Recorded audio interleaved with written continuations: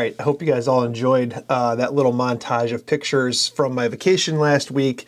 Like I said in the beginning of the video, I shot with just my Leica M10 and my 50mm f2 Summicron. I originally planned to bring the ZV-1 and stuff, but well, I sold it. I sold it right after that video. And I also decided that I don't really want to be carrying around two cameras and turning one on, turning one off. Got kids, you know, I got a phone in one hand and the Leica, then it'd be like a ZV-1, and then I got backpacks on, and I didn't want to do all that. I didn't do all that. And so I just brought the Leica. The Leica right here, this bad boy, had to go with me.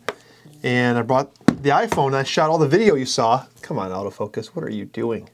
What's going on right now?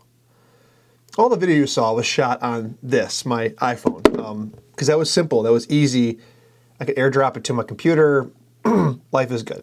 So the Leica was good, and there's some bad. So I want to talk to you about a couple things.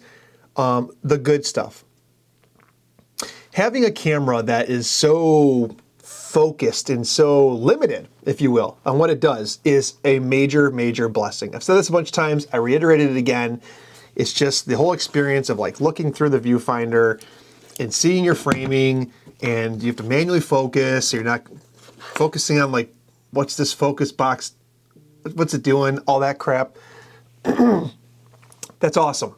It's really, really great. The fact you pick it up, it's like built like a tank. It's just a very, very pure, in the moment photographic experience. And candidly, looking at the photos in the back of the screen, it's not really that great. So it's almost like film in a sense, where you're like, I just take the picture and I move on with my day. I check focus a couple times, like you can zoom in and check focus. It's good enough, it's fine. But I wasn't chimping a lot because, whatever, I didn't really need to. And the way I shot the camera, and I'll talk about this in a minute, was I did a little focus recompose with metering. It just, aperture priority, so all I had to do was focus, I metered off my subject, recompose, boom, click it, and we're good to go. And so it was a fantastic experience. I just loved, I had it on my shoulder the entire time. Yes, it's a heavy camera because it's so small and compact. It doesn't feel that heavy, especially with the thinner strap. It just doesn't really get in your way. It's actually really, really good. And so I was really, really happy with it. But all is not perfect in the land of Leica, because there are some, if you're thinking like, oh, should I bring my Leica M10 or whatever M you have as my camera for vacation? The answer is yes, you should. But you should know a couple things. One, Leicas do not meter very well. They just don't. And I know this is kind of like a well-known thing. And since you don't have an EVF, you can't really set your exposure, and like before you take the photo. You take the photo and chimp. But what I did actually is I set my metering to spot metering, and the rangefinder patch inside the viewfinder is kind of like your metering spot. So I would meter off like the subject's face or whatever, and then half press, and that locks the exposure. And then I would recompose. So I'd focus, half press for metering, and then boom, take my photo. And that's what I did. And so that worked out pretty well. However, many of the shots are low light, very low light. It got dark there at nighttime. We were inside rides and attractions, and I wasn't being mindful of my shutter speeds. And some of those shutter speeds were like south of 1/60th. At 50mm, it's possible to hold it still, no problem. But what I was finding was I was either getting motion blur in the subject, or I was actually getting too slow of a shutter speed. There's no IBIS, or there's no stabilization whatsoever. So it was 100% dependent on me, and I wasn't being totally, tight with my holding of the camera. So some of those shots had motion blur. And then, the other thing too is if you get above ISO 6400, like let's say you get near ISO 10,000 or something like that, it really starts to get grainy. The Leica sensor is a little different. When I had my S5 or my Z6 II or whatever, you can get away with a lot there. They're really, really forgiving. The Leica M10 sensor anyways, it's almost like the opposite of film in the respect that it'll blow highlights quicker and easier than I'm used to on other 24 megapixel full frame sensors that you get like in the cameras I mentioned.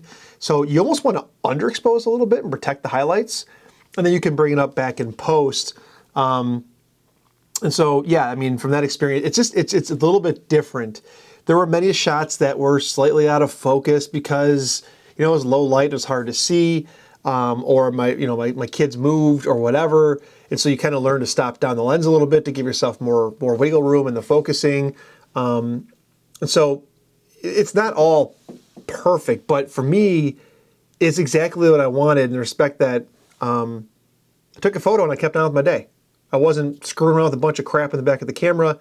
I was just very, very focused on the photographic experience. Now, the 50mm lens, I feel like in reality what I needed, and I would have done this, by the way, is a 50 and a 28, or maybe just a 35, because many situations a 50 was just too tight. It just was.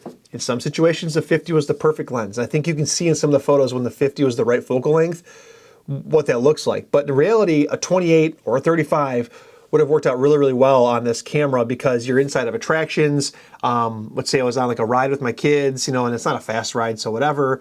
I wanted a wider field of view to tell more of the story, and the 50 was just really tight, and it looks like it could have been a headshot shot anywhere in the world. It doesn't tell the story that you're at Disney.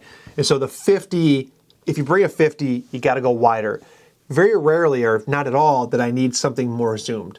Honestly, I think 50 was a fantastic focal length. You could have maybe shot like an 85 equivalent, whatever they have, an M for that.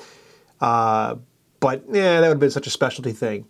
But part of my enjoyment was I wasn't swapping lenses, and so I just shot a 50. And if it worked, it worked. If it didn't, it didn't. And a couple shots I missed because of focusing. Not a big deal. It's not a big thing. And so I really, really enjoyed the experience. And candidly, that video you watched, maybe it's not the best. Maybe it's not as good as I'm getting off my Fuji here. But who cares? It tells the story. It tells the story, and it totally worked. Speaking of the Fuji, comparing it to the Fuji, if I'm being totally honest with myself, the right camera was the Fuji for the job. Could have put the 18-55 on or the 23 f2, right, and taken video and photo and just toggled back and forth and used it like a hybrid camera and probably been better off. But would I have I enjoyed it as much? I don't think so. I don't think so. And I was really just having a great time shooting this camera. And so, yeah, that's a lot of fun. I am going to be looking for a 35 or a 28. In fact, I don't do sponsorships in this channel. I never do. But if a company contacts me with something I actually care about, then I'll do it. You guys remember I did the small rig video. That light, I like it. I use it sometimes. So I did a video on it, and that's the only one I've ever done. Well, I just got contacted by another company. I'll talk about it in a second. Something I've been looking at anyways, on something that's not even released yet. So it's like my second ever video I'll do in the future with, I guess, a sponsor, if you will. It's not a sponsor, but like I'm going to do a product review. They're giving me the product, and I'm going to give my honest thoughts and feedback, but I can't talk about it yet because it's not released. So that's cool. That's coming. Other than that, I just really enjoyed the experience. I still think that when you get the Leica lens on that sensor and you run it through Capture One, I think that combination is absolutely brilliant for colors. Really, really happy with it. And just really enjoyed the experience. And yeah, I hope you guys enjoyed the pictures. If you're a Leica shooter, if you're going to Disney, bring something wider. The company that 50, or bring a 35. That's kind of my overarching message. So yeah, thanks guys. Thanks for watching. I've got some stuff coming up. Future videos. My mom took the ZV-1 before I sold it to Banff National Park, and I have those photos. I'm going to edit her photos and talk about those. That's my next video. That's coming up. And then going to California next week, so I'm planning on maybe shooting some film out there. Got some Cinestill 400D, the stuff that just got released. I might shoot that while I'm out there. So, all right, guys, thanks for watching. Appreciate it. Have a great rest of the week. I'll see you probably in a few days. I'll make another video. Thanks for watching. Bye. What do you think of Splash Mountain? Are you afraid of it? A little scared. What are you scared of? I am scared of The drop-off? Are you scared of getting wet? I'm scared of being just scared. You're scared of being scared? What are you drinking right there? Lemonade ice. Frozen lemonade? All right, well, let's see how we do on Splash Mountain, okay?